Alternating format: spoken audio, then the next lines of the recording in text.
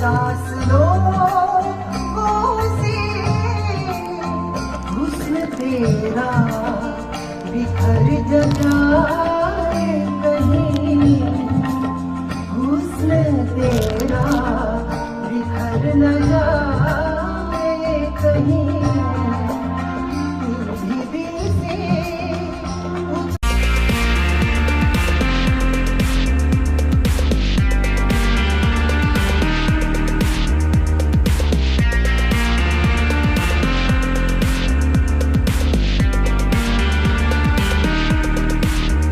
আজি আকৌ তিনিওজনে একেলগে যাবলৈ ওলাইছোঁ ক'ত? ৰেডিঅ' চেণ্টাৰত। ৰেডিঅ' চেণ্টাৰত মানে ৰেডিঅ' চেণ্টাৰত নহয়, ৰেডিঅ' চেণ্টাৰৰ আজি 79 সংখ্যক মানে কি জন্মদিৱস। তো তাৰ কাৰণে ইনভাইট কৰিছে, তো ইনভিটেশ্যন ৰক্ষা কৰি পেলাই তালৈকে যাব ওলাইছোঁ। কলাক্ষেত্ৰত শ্ৰীমন্ত শংকৰদেৱ প্ৰেক্ষাগৃহত, তো তাতে হ'ব অনুষ্ঠানটো। তালৈকে যাম, যাই পেলাই তাতে অনুষ্ঠানত ভাগ ল'ম। আৰু জন্মদিৱস উপলক্ষে ৰেডিঅ' চেণ্টাৰৰ পৰা উপজা দিনৰ সুবাস বুলি এটা অনুষ্ঠান আয়োজন কৰিছে। তো তাতে নিমন্ত্ৰণ পাই পেলাই ভাল লাগিছে, সুখী হৈছোঁ। আৰু গোটেইকেইজন মানে আমি তিনিজন আমি সদস্য আমাৰ পৰিয়ালটোৰ। তো তিনিওজনে যাবলৈকে ওলাইছোঁ, ৰেডি হৈছোঁ। তো ব'লক বেছি দেৰি নকৰোঁ আৰু পোনে পোনে আপোনালোকক সেই অনুষ্ঠানটোলৈকে লৈ যাওঁ ব'লক।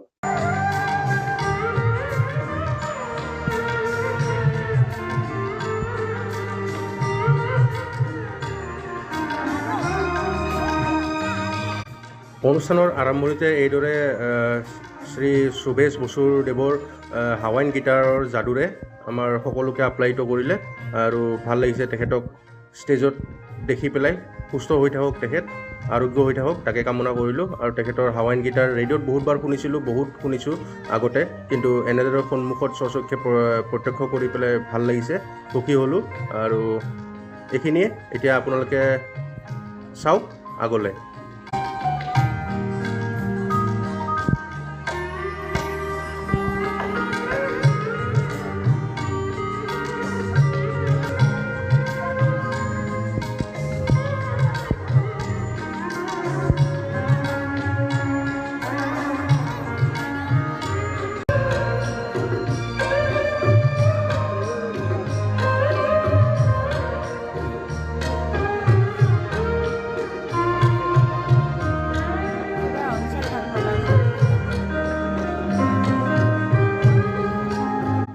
এই হাৱাইন গীটাৰৰ শব্দবোৰ শুনি আকৌ পুৰণা দিনবোৰ মনলৈ আহি গ'ল।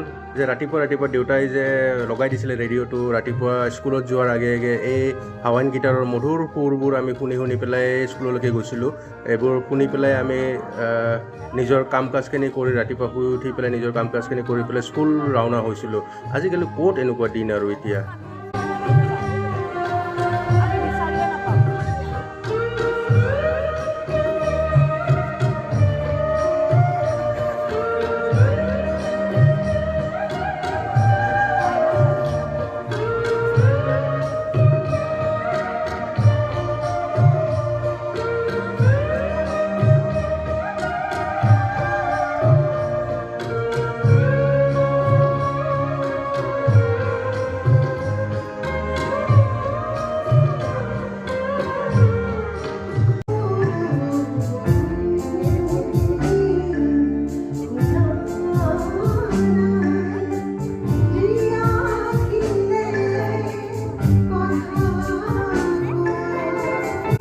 এতিয়া হৈ গ'ল মুখ্য আকৰ্ষণ।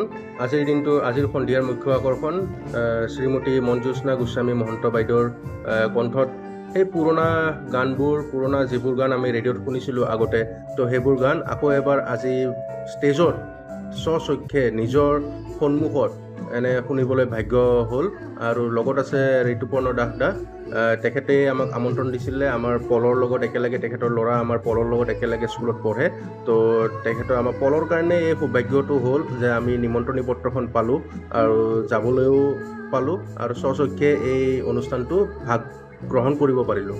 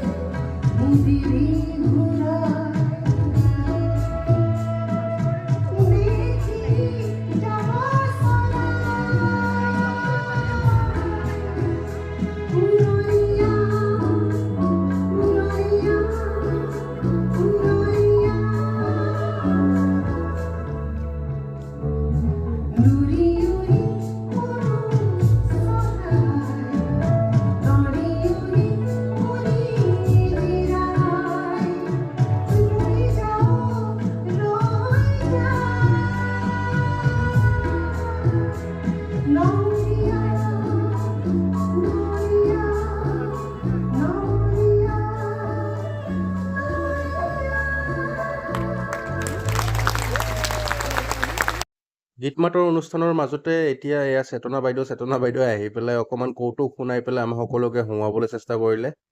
পুৱা তোৰ আকৌ হ'ল কি তাহাঁতৰ হাতত থকা কি কিয় গৈলা প্ৰাণ দিয়ে মৌ নহয় মোহো ক এৰিয়া বাৰু কচোন তোৰ ভাওটো কি নক কেলে বোলো তোৰ ভাওটো কি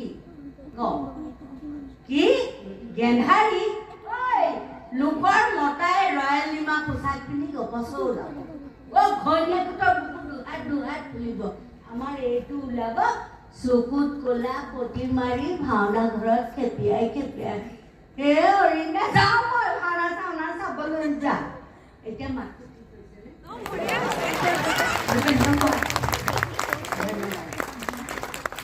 ৰাইজৰ আশীৰ্বাদ লৈয়ে জীয়াই আছো আজিও মই একেবাৰে আপোন পৰিয়াল বুলি ভাবিয়ে মই আকৌ এবাৰ ঋতুপৰ্ণৰ ওচৰত মোতকৈ বয়সত বহুত সৰু ইন্দ্ৰ মোতকৈ বহুত সৰু পেটৰ পোৱালিও লেখীয়া কিন্তু মই কৈছোঁ যে লাহেকে ঋতুপৰ্ণ কৈছোঁ মই ভালেমান সৰু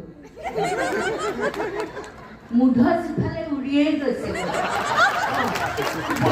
মোৰ ভাই এটা আৰু সন্মুখত বহিয়ে আছে যাৰ গান গাই গাই আমি একেবাৰে সৰুৰে পৰা ডাঙৰ হৈছোঁ মই কৈছোঁৱে ৰুদ্ৰ বৰুৱা দেউৰ কথাটো কি ক'ম মই সাংস্কৃতিক সঞ্চালকালয়ত চাকৰি কৰিছিলোঁ আৰু সেইখিনি সময়ত এনেকুৱা এজন ডাইৰেক্টৰ আছিলে যিজনে আমি য'লৈকে নাটক কৰিবলৈ যাওঁ তালৈকে তেখেত গৈছিল ইমান উৎসাহ দিছিল কেতিয়াও ভিন প্ৰভাৱ নাছিলে গতিকে সেইসকলৰ চৰণ চিন্তা কৰি মই আজি উঠিছোঁ এতিয়া মাতটো ওলাইছে নহয় ওলাইছে ৰেডিঅ' চেণ্টাৰৰ ভিডিঅ'টো ইয়াতে শেষ হ'ল ইয়াতে শেষ কৰি দিওঁ আৰু বেলেগ এটা ভিডিঅ' আকৌ আহি আছে নতুন ভিডিঅ' ছামাৰ ভেকেশ্যন ষ্টাৰ্ট হৈছে নহয় পলহঁতৰ তো ছামাৰ ভেকেশ্যনৰ ভিডিঅ' আহি আছে আৰু তাকো লৈ আহিম কেইদিনমানৰ কাৰণে ঘৰলৈকে তো কেনেকুৱা হয় কি হয় চাব আৰু ক'ব ফুৰিব যাম তাক লৈ পেলাই আৰু দুই এটা জেগাত তো সেইবিলাকৰ ভিডিঅ' আহি আছে আপোনালোকে চাই থাকক তো এইটোৱে আছিলে আজিৰ ভিডিঅ'টোত আৰু বেলেগ একো নাই তো আজিৰ ভিডিঅ'টো কেনেকুৱা পালে জনাবলৈ নাপাহৰিব তো নতুন এটা ভিডিঅ'ত আকৌ এবাৰ আপোনালোক সকলোকে লগ পাম তো আজিলৈকে tata bye bye Zubin. A king should never leave his kingdom.